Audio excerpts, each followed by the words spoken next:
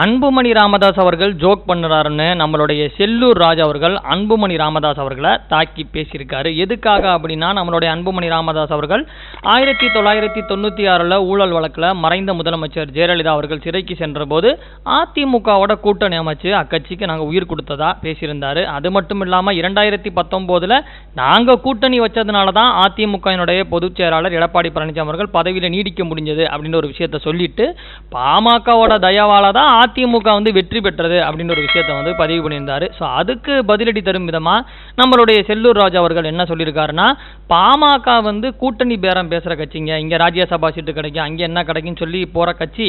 அதே மாதிரி பாமகவில் பூத் கமிட்டிக்கு கூட ஆட்கள் இல்லை அப்படின்ற ஒரு விஷயத்த சொல்லியிருக்காரு.